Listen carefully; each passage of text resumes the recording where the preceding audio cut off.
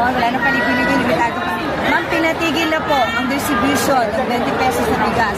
Ano sa tingin niyo naging sunod? Hindi kaya ito dahil sa sinabi niyo nga po na very untimely siya for the rather timely for the election. Parang hindi naman siya pangalan sa election. Oh, yes, ma'am.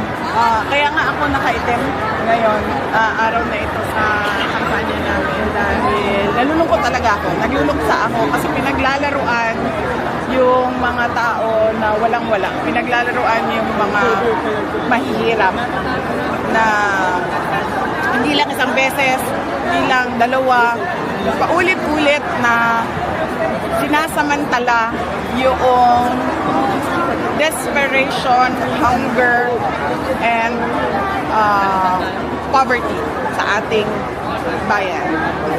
So yung pagpapatigil, ma'am, sa tingin mo, isa na rin po doon sa naging sila doon sa sinabi nyo na ginagamit lang ito para sa eleksyon?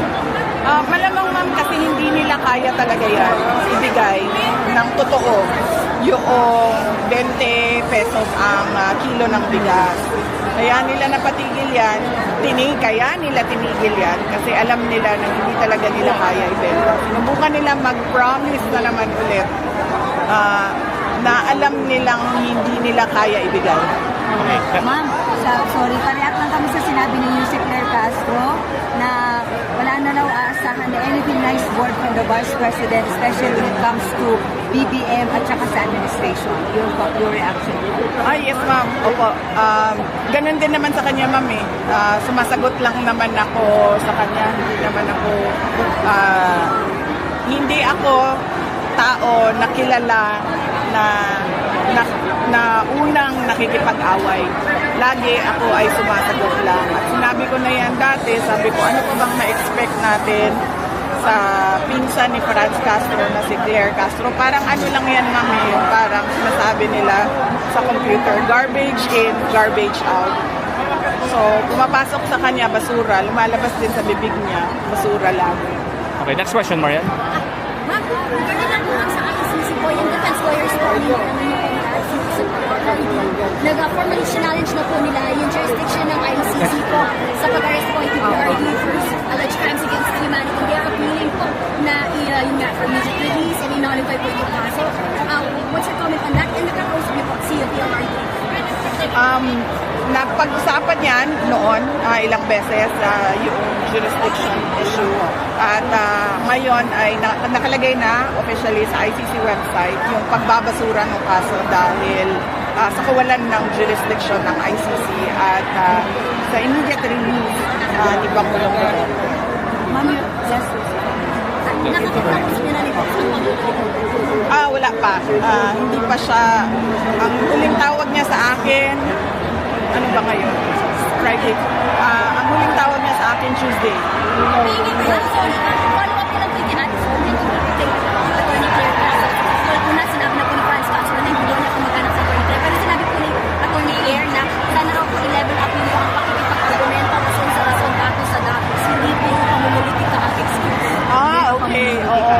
Dapat sinasabi niya yan na sa sarili niya kasi siya yung unang-una na mumulitika gamit ang opisina ng Office of the President. Nakakahiya sa buong mundo na ganyan yung nagsasalita para sa opisina ng Pangulo. At ano ba yung sinabi niya isa?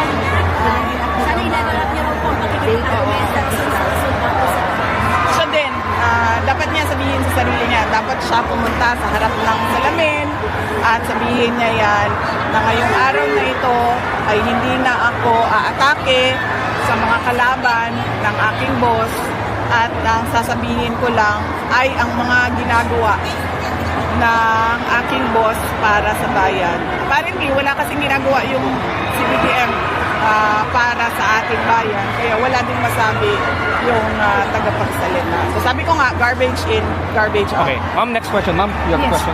Bibi Sara, what can you tell us about the meeting de Avance today led by Kimer Olaso with your presence here in Zamboanga City?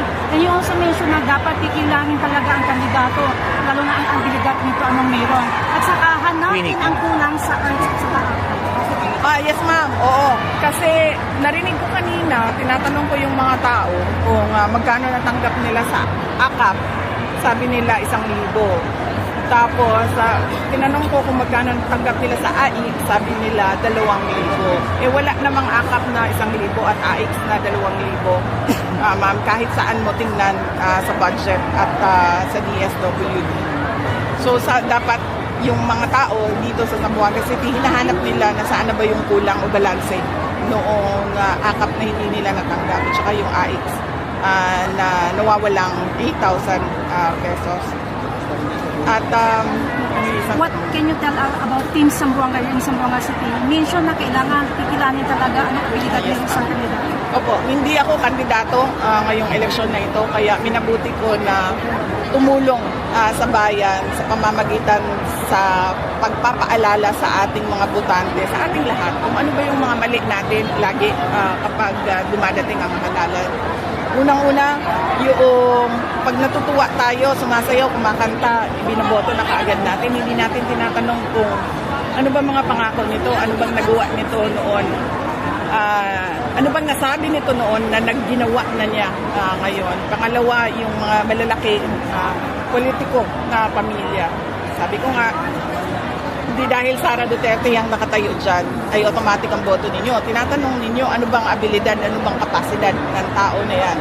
At pangatlo, yung paulit-ulit ma'am na vote buying. Nakailang eleksyon na tayo na tumatanggap ang mga tao ng 100, 200, 500, 1,000. Pero ganito pa rin ang bayan natin. In fact, worse. Mas malala pa yung problema natin ngayon sa illegal na droga, sa kriminalidad, sa kagutuman, ma'am, ng mga tao at sa kahirapan. Next question, Queenie Casimiro, ABS-CBN.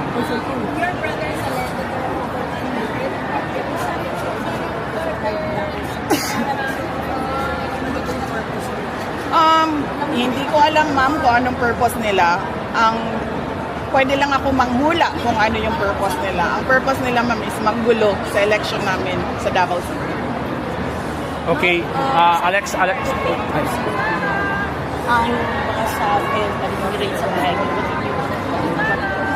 Hindi ako nagsabi na merong mag-raid. Sabi ko nga, pwede lang ako manghula kung bakit dumating yung mga SAF at mga CIDG personnel. Dahil malapit na ang eleksyon, malamang para manggulo. Okay, sa last Davao question, City. Alex. Times of London. Alex from the Times London. Are you confident, Madam Vice President, you'll get the votes you need in the Senate for the impeachment trial? How are you confident you will get the senators elected you need to help you in the impeachment trial? I've not been thinking about that. I leave it up to the lawyers to prepare for the impeachment. They've been preparing for it since the moment one of the members of the House of Representatives announced that there will be an impeachment, and that was October 2023. So right now, I leave it up to the lawyers. Some commentators are saying that this election is because of the impeachment trial is a fight for your political life, it's political survival because you could be barred. Do you see it that way? No. No. As I said in the stage earlier, I will not talk about my impeachment because people might think that this is about my interest. I told them that you just leave the impeachment to me, and I am at peace. I am at peace whatever the outcome of the impeachment trial will be, whether it be acquitted or guilty. I have already accepted that, the two possibilities. This is about politicians and the administration promising to the people that they will deliver genuine public service. As an example, this is about the 20 pesos per kilo rice that was a promise in 2022 that they remembered yesterday, and now they've forgotten about it one day after. So this is about the hungry, the poor, and the oppressed. Okay, Kung mention kayo na po sa stage about this big political catalyst, ano yung thoughts po sa pagpapasa ng anti-political dynasties? Wala akong problema, ma'am, magpasa ng batas sa anti-political dynasty.